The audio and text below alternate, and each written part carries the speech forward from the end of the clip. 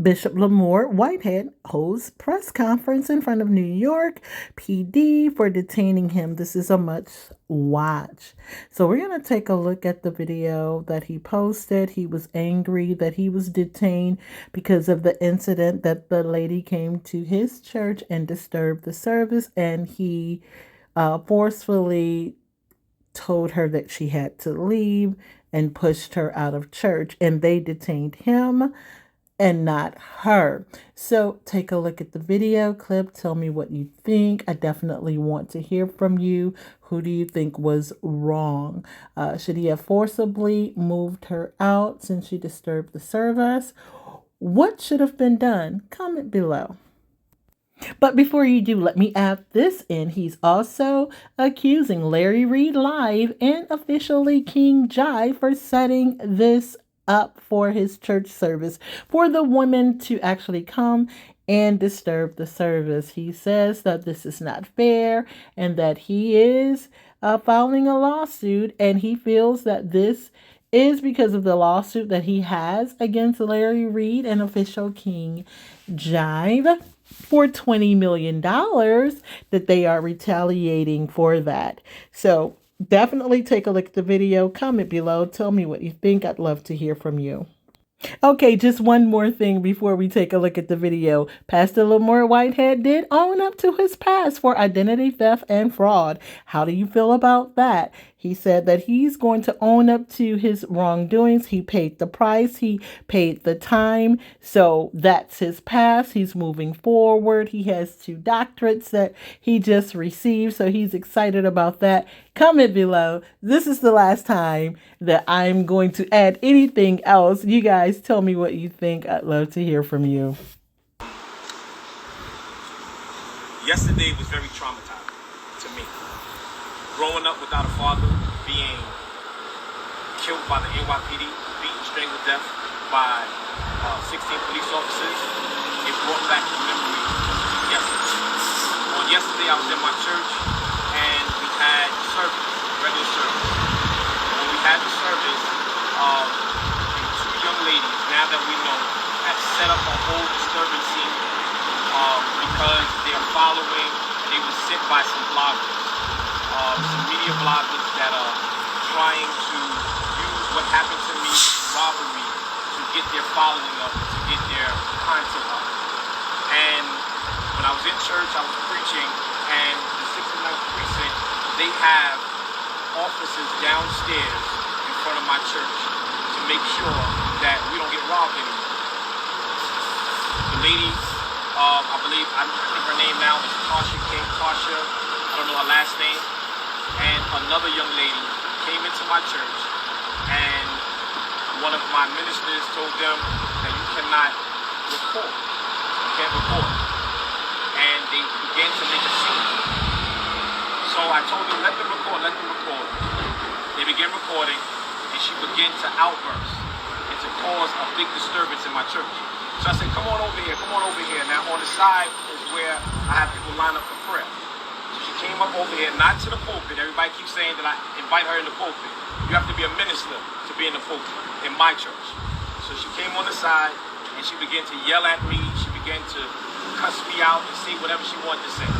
I let her say what she wanted to say, and I'm going to be posting more video because you guys didn't see the video inside of the church, so you'll be able to see everything. So she came over, she cussed me out, called me all type of names.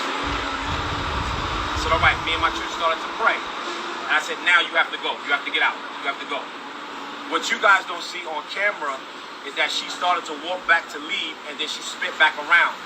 And she came back after my wife and my daughter.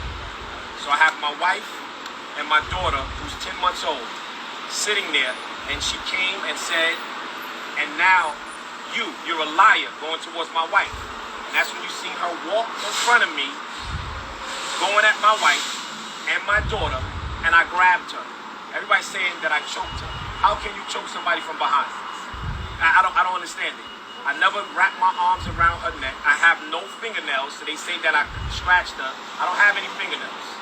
I never have fingernails. You can see I don't have fingernails.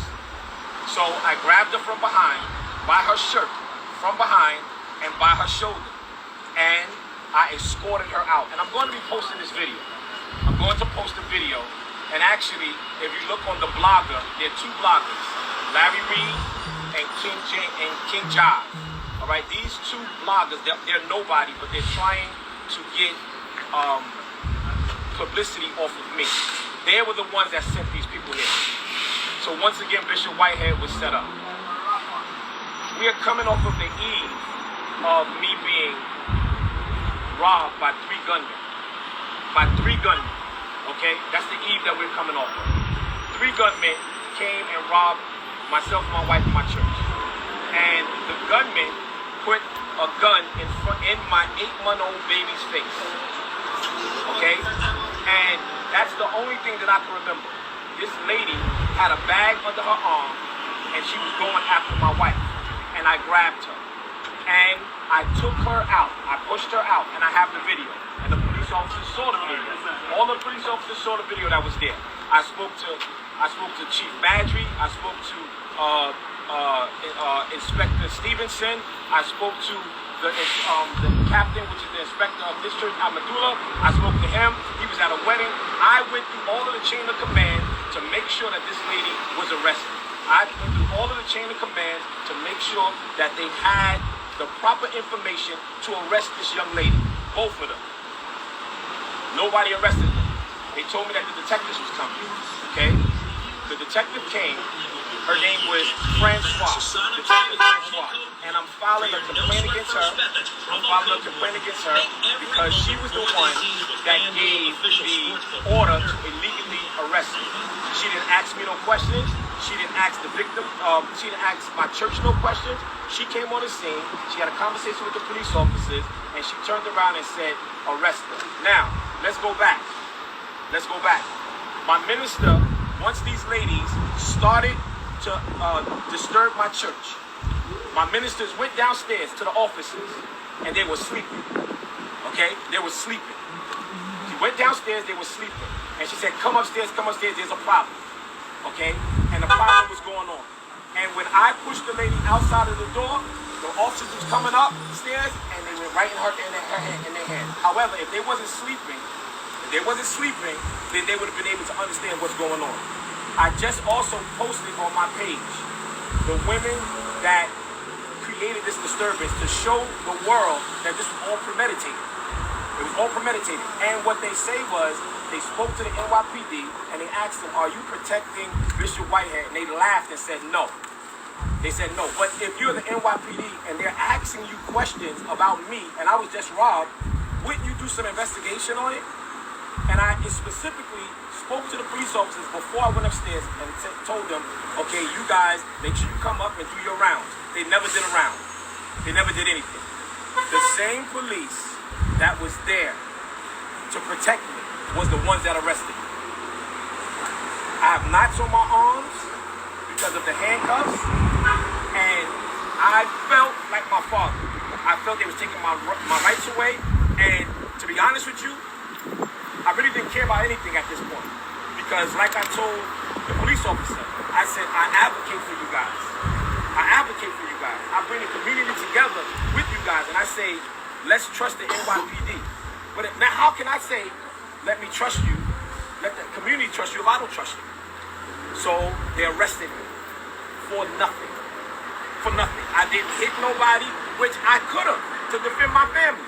You charged at my wife and my 10-month-old baby. And how am I arrested? So Miss Francois, Detective Francois, came on the scene and ordered my arrest without having no conversation with me or anything. And I was detained, and I was put right here in the 69th precinct, where I was thrown in a cage with another felon. Okay, so I was treated like a criminal. So I went from the pulpit to the cell for no reason. The New York Police Department failed me and failed my church. They failed me and failed my church. They were supposed to protect me, and they arrested me. If I was a priest, if I was a Caucasian priest, it would have never happened. If I was a rabbi, it would have never happened. And that's why I came with my baseball hat on and my Philly sweater. So therefore, I am And I understand I don't look like a bishop, and I understand I don't look like a pastor, but I am. I don't look like a doctor, but I have my doctor. Two doctors. So at the end of the day, why do I have to change my style in order to get respect? I believe, and I'm going to do another live later on, I believe that the NYPD do not believe that I was robbed. I believe that they feel that I set this whole robbery up. And I've heard this from the NYPD, and I'm not going to say any names. What's going around in the NYPD is Bishop Whitehead set this robbery up. They staged it. So now, why would they respect me in my church if they feel that I'm a criminal? I'm a black man, so automatically I'm a criminal, right? So going through the NYPD, and it's verified, they believe that I set it up. So until they see, I guess, these criminals that when they get caught and they see that they're arrested and I have nothing to do with it and I'm a victim, then I want my apology. Because the NYPD, the media have set up, a platform to believe that I'm not a victim, I'm a villain, because I'm African American. I want to have a conversation with the commissioner. I'm not talking to nobody else. I want to have a conversation with the commissioner, and everybody knows that Mayor Adams is my mentor. Y'all done scared him away. I haven't spoken to him. The media scared him away. I haven't spoken to him at all. The governor, I haven't spoken to her. Nobody has called me. But I guarantee you, if I was a rabbi, I guarantee you if I was a priest, and I guarantee you if there was some gang violence, that's when they called me. That's when they all called me. That's when all of the politicians called me. Hey, Bishop Whitehead, I know you have relationships with the street. How can you help us? So everybody want to use me and abuse me, but yet I go from the pulpit to the prison cell because I had to protect my family. And then they come and say, Bishop, we're sorry. All the charges are void, and we're letting you out. After my shoestrings are out, after my belt is out, after the process of me being booked has already been done, you're gonna say I'm sorry? What was the reason for arresting me? You were supposed to protect me. So the reason why I'm having this press conference is for my family, for my friends, and for the world to understand that the NYPD has made a grave mistake. And they're going to respect Bishop Lamor Whitehead. I don't care if they don't like me. I don't care. It doesn't matter to me. But you're going to have to respect me. And there was untold amount of community affairs officers who I respect.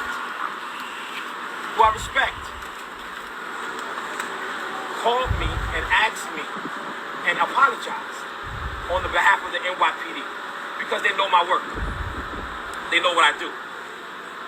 And I want my name to be known in a great way, not a criminal way.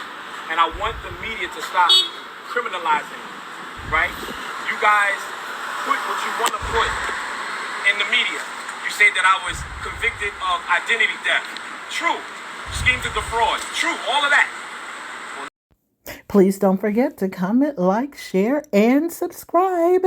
And also, we have a new feature button called Super Thanks. It is similar to Super Chat, where you can donate to this video, donate to the channel. All donations are welcome and appreciated. And as always, thanks for watching, and I'll see you in the next video.